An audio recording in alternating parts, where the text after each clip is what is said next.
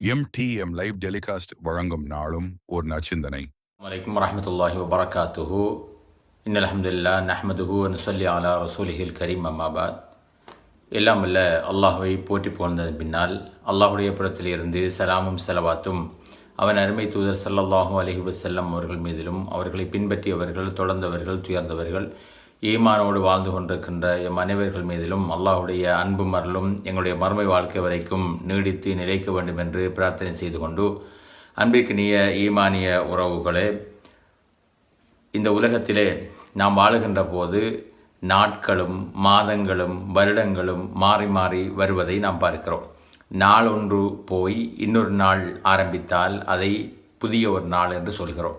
மாதம் போய் இன்னொரு மாதம் ஆரம்பித்தால் அதை புதிய மாதம் என்று சொல்கிறோம். வருடம் போய் இன்னொரு வருடம் ஆரம்பித்தால் அதை புதிய வருடம் என்று நாம் சொல்கிறோம்.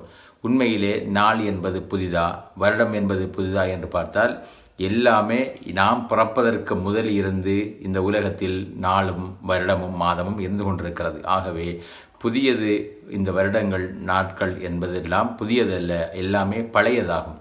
ஆனால் நாம் அடுத்த ஒரு நாள் ஆரம்பிக்கின்ற போது அதை புதியது என்று சொல்கிறோம். ஒவ்வொரு வருடமும் டிசம்பர் மாதம் 25ஆம் திகதி வந்துவிட்டால் கிறிஸ்மஸ் தினம். அதே போல அந்த வருடம் முடிந்து ஜனவரி மாதம் 1வது திகதி ஆரம்பித்தால் புது வருடம் என்று ஆரம்பமாகிறது. இன்று உலகத்தில் இருக்கக்கூடிய ஒவ்வொரு மதத்தவர்களும் அவரவர்களுடைய காலங்களை கணிப்பிடுகின்ற அந்த கணிப்பீட்டின் அடிப்படையில் அவர்களுக்கென்று ஒரு புது வருடத்தை வைத்திருக்கிறார்கள். அந்த வருடத்தின் 1வது நாளை கொண்டாடுகின்ற நாட்களாக, வருடத்தை கொண்டாடுகின்றவர்களாக இருப்பதை நாம் பார்க்கிறோம். ஆனால் இஸ்லாமிய மார்க்கம் என்பது கொண்டாடப்படுகின்ற 2 தினங்களையே நமக்கு அறிமுகம் செய்திருக்கிறது. அந்த 2 தினமும் என்பது நோன்பு பெருநாள், ஹஜ்ஜி பெருநாள் என்கின்ற தினங்கள். இந்த தினங்களை பொறுத்தவரையில் எந்த அடிப்படையில் இஸ்லாம் இதை வைத்திருக்கிறது என்றால், காலங்களின் அடிப்படையில் அல்ல, காலங்கள் புதிதாக ஆரம்பிப்பதன் அடிப்படையில் அல்ல, கடமைகளின் அடிப்படையில் வைத்திருக்கிறது. நோன்பு என்கின்ற கடமையின் இறுதியில் நோன்பு பெருநாளையும், ஹஜ்ஜி என்கின்ற கடமையோடு சம்பந்தப்படுத்தி ஹஜ்ஜி பெருநாளையும் இஸ்லாம் நமக்கு சொல்லி தந்திருப்பதை பார்க்கிறோம். ஆகவே புது வருடம் கொண்டாடுவதோ அல்லது கிறிஸ்மஸ் வாழ்த்து சொல்லுவதோ அல்லது புது வருட ஹாப்பி நியூ இயர் என்று சந்தோஷமான புது வருடம் என்றோ அல்லது வேறு வேறு விதமான வாழ்த்துக்களை நாம் கொண்டாடுவதோ அந்நியவர்களுக்கு சொல்வதெல்லாம் மார்க்கம் சொல்லித்தரக்கூடிய காரியம் கிடையாது. இந்த அடிப்படையில் தான் புதிய வருடங்களை வரவேற்கின்ற நிகழ்வு அந்நியவர்களுக்கு மத்தியில் இருப்பதனால்தான் எங்களுடைய சமூகத்தவர்கள் கூட இஸ்லாமிய நாட்காட்டியின் அடிப்படையில் முஹர்ரம் என்கின்ற 1வது வருடத்தின் 1வது மாதத்தில் வருகின்ற 1வது தினத்தில் முஹர்ரமே வருகை என்றோ அதே போல புது வருடமே வருகை என்றோ ஏதோ ஒரு அடிப்படையில் ஒரு அதிபரை வரவேற்பதைப் போல, ஒரு அமைச்சரை வரவேற்பதைப் போல, ஒரு தலைவரை வரவேற்பதைப் போல புது வருடமே வருக, புத்தாண்டே வருக,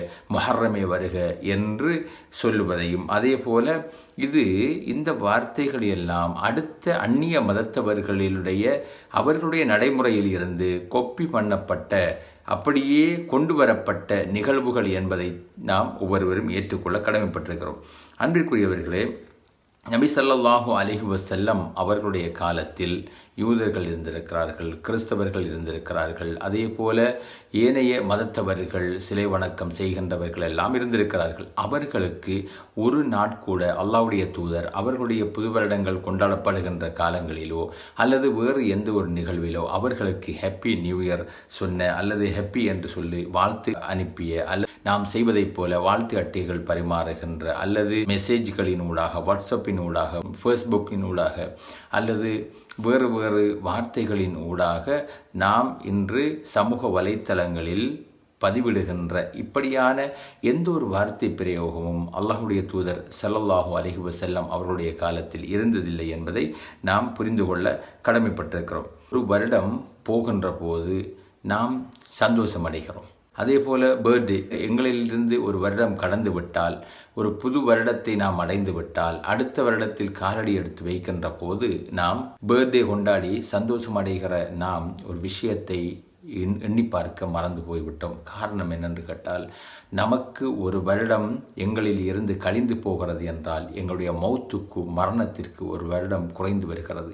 நாம் ஒரு வருடம் கூடி கூடி செல்ல செல்ல மரணம் எங்களை நோக்கி குறைந்து குறைந்து வந்து நாம் எங்களுடைய வாழ்நாள் கூடிய நாளில் நாமும் மரணம் அதனுடைய வாழ்நாள் குறைந்த நாளில் மரணமும் இரண்டும் ஒரு இடத்தில் சந்திக்கின்ற போது நாம் நிச்சயம் மரணிக்க வேண்டிய ஒரு சந்தர்ப்பம் ஏற்படும். ஆகவே நாள் ஒன்று போகிறது, மாதம் ஒன்று போகிறது, வருடம் ஒன்று போகிறது என்றால் ஒரு இஸ்லாமியன் உண்மையில் சந்தோஷப்பட முடியாது.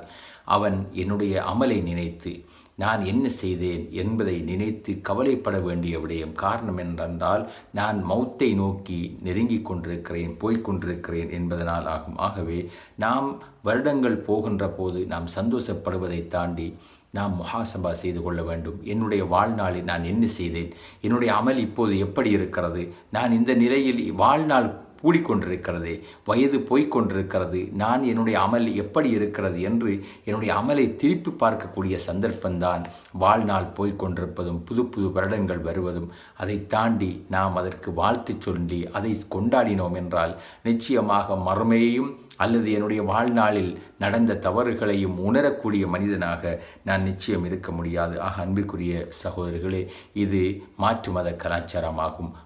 ஒரு வருடத்தை வாழ்த்துவதும் அல்லது ஒரு நிகழ்வை ஒரு தினத்தை வாழ்த்துவதும் அதற்காக கொண்டாடுவதும் அதற்கென்று புது வருடம் கொண்டாடுவதும் அதற்காக ஹாப்பி என்கின்ற இந்த வார்த்தைகளை அனுப்புவது எல்லாம் இது மாற்று மத கலாச்சாரமாகும். உண்மையாகவே இஸ்லாமிய கோட்பாடு என்பது என்னுடைய வாழ்நாள் போகின்ற போது நான் கவலை அடைவதும், நான் என்னுடைய வாழ்நாளை நினைத்து என்னுடைய அமல்களை நினைத்து நான் அடுத்த முறை என்னுடைய பாவங்கள் வராமல் இந்த வருடம் நான் என்னுடைய அமல்களை திருத்தி நான் செயல்பட வேண்டும் என்கின்ற விடயத்தில் சரியான முறையில் நடந்து கொள்வதுதான் இஸ்லாமிய சிந்தனை என்பதை புரிந்து கொள்வோம். இப்படியான இந்த வாழ்த்துக்களுக்கும் இஸ்லாத்துக்கும் எந்த